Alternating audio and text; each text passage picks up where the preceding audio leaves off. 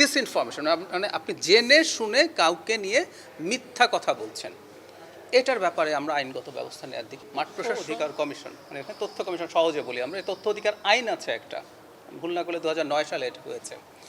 এই কমিশনটা এই মুহূর্তে নেই, মানে এই যে এই সমস্যাগুলো হতে পারে বলেই এই ধরনের একটা কমিশন তৈরি করা হয়েছে। সরকারের তো একটা দীর্ঘস্থায়ী প্রবণতা অনেক আগে থেকে ছিল। তো আপনাদেরকে আমি জানাতে চাই এই কমিশনটা গঠন করার সব স্টেপ শেষ প্রায়। এটার জন্য একটা সার্চ কমিটি তৈরি করতে হয়, যেহেতু এটা একটা কমিশন, সেই সার্চ কমিটি তৈরি হয়েছে, তারা মিটিং করেছেন, তারা তাদের মতো করে নাম প্রস্তাব করবেন এবং শেষ পর্যন্ত এটা ফাইনালি সিলেক্টেড হবে। আমি মোটামুটি একটা সময় বলতে পারি, ধরুন আর 1 মাসের মধ্যে এই কমিশনটা তৈরি হয়ে যাবে। তো এই কমিশনটা যদি তৈরি হয়ে যায়, আপনারা মোটামুটি নিশ্চিত থাকুন এই ধরনের তথ্য পাওয়ার ক্ষেত্রে সমস্যা আর থাকবে। নগদ নিয়ে এলো হার নামানা হার অফার। সর্বনিম্ন 10,000 টাকা রেমিটেন্স নগদে পাঠালে থাকছে স্বর্ণের হার জেতার সুযোগ।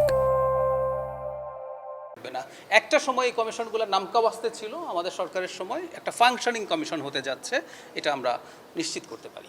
এগুলো প্রত্যেকটা ওর মধ্যে ইনক্লুডেড থাকবে। ধরুন এই যেটা দিতে চাইলেন না আপনারা, তখন এর প্রতিকারের জন্য কমিশন কিন্তু সরকার না, কমিশন একটা স্ট্যাটিউটরি, এটা একটা আইনের মাধ্যমে গঠিত কমিশন, কিন্তু এটা স্বাধীন। এটার আপনারা জানেন হয়তো যে তথ্য কমিশন বা এইসব কমিশনে যারা আছেন তাদের সরকার চাইলে অপসারণও করতে পারে না।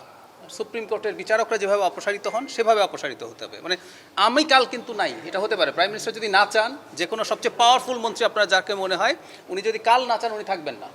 কিন্তু কমিশনের সদস্যরা এরকম না, সেই জন্য বলছি এটা একটা স্বাধীন কমিশন হবে এই প্রতিটা ইস্যু। এবং আমি এক্সপেক্ট করব ভবিষ্যতে কমিশন নিজ থেকে এ ধরনের নির্দেশনা দেবেন যাতে এই ব্যাপারগুলো, এই প্রবণতা আছে। এবং দুঃখজনক ব্যাপার হচ্ছে মেইন স্ট্রিম মিডিয়াতেই হচ্ছে। আমরা ডিসইনফরমেশনের কথা বলি এবং খুবই ফানি ব্যাপার এটা, আমি সংস্কৃতির সাথে তথ্য মন্ত্রণালয়ের উপদেষ্টা, কাগজে কলমে মিডিয়াগুলোর সাথে আমার সম্পর্ক আছে, আমার সাথে আমি অনেক কিছু করছি সেটা বলছিলাম। আমাকে নিয়ে ডিসইনফরমেশনের কার্ড বানানো হয়েছে, সেগুলো চলেছে, এটা হচ্ছে। আর আরেকটা জিনিসও হচ্ছে, সেটা হচ্ছে ম্যাল ইনফরমেশন, মানে ঠিক ডিসইনফরমেশন না, পুরো ডাহা মিথ্যে না, কিন্তু আপনি কোনো একটা বাক্য পিক করছেন যেটার আশপাশে আপনি আর কিছু যুক্ত করেননি। যেমন একটা উদাহরণ দিই, গতকাল ময়মনসিংহে আমি বলেছি আগের সরকারের সময়কার পাপের ফল হচ্ছে এই জ্বালানির সংকট। আগের সরকার কোনটা, আমি কিন্তু আওয়ামী লীগকে নিয়ে কথা বলেছি।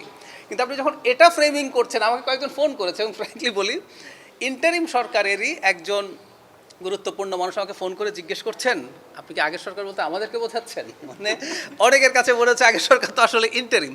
ঠিক আছে, আমার ওই বাক্যটা কিন্তু আমি বলেছি, কিন্তু আগের সরকার কে কিছুক্ষণ পরেই সবই বিস্তারিতভাবে আছে, নিউজের ভেতরেও আছে। কিন্তু আপনি যখন এই হেডলাইনটা দিলেন তাহলে আসলে এগুলো মিসকমিউনিকেট করে, এই প্রবণতা আছে। এগুলো নিয়ে আমরা আশা করি সবাই সচেতন হবেন। তবে একটা ব্যাপারের বিষয়ে আমরা লিগ্যাল অ্যাকশান নিতে চাই, এটা নিয়ে ইনফ্যাক্ট আমি আমার ব্রিফিংয়েও বলেছি, তথ্য মন্ত্রণালয়ের পক্ষ থেকে একটা লিগ্যাল টিম তৈরি হয়েছে। মূল সংকটটা হচ্ছে সাপ্লাইয়ের সংকট। আমাদের এই সব সংকট মানে মেটাতে মাঠ প্রশাসন কিছু করতে পারে না। মাঠ প্রশাসন যেটা পারে আসলে সেটা হচ্ছে সংকটটা আসলে কেন, মানুষকে এই বাস্তবতাটা বুঝিয়ে বলা এবং সত্যি কথাটা বলা। আমরা কিন্তু সত্য কথাটা বলছি যে আমরা ঠিক আছে, যেখানে আগুন লেগেছে এফএসআরইউটা ঠিক হয়ে গেলে সহনশীল হবে, কিন্তু আমাদের মাননীয় অর্থমন্ত্রী বলেছেন যে 2 বছর লাগবে মোটামুটি একটা ভালো অবস্থায় যেতে। সো মাঠ প্রশাসন এগুলোই করতে পারে। পলিসি টপ লেভেলে হচ্ছে, অ্যাকশনস টপ লেভেলে হচ্ছে, এগুলো হলে সেটা হবে। এবং শুধু মাঠ প্রশাসন না, আমরা মিডিয়ার কাছেও আমরা এই অ্যাপিল করি যে এই সংকটটা আগের সরকার মানে আওয়ামী লীগ সরকার, ইন্টারিম না, তাদের পাপের ফল এসে আমাদের উপরে পড়েছে। মানুষ যেন আমাদের প্রতি এটুকু সহানুভূতি দেখায়, কারণ আমরা চেষ্টা করছি।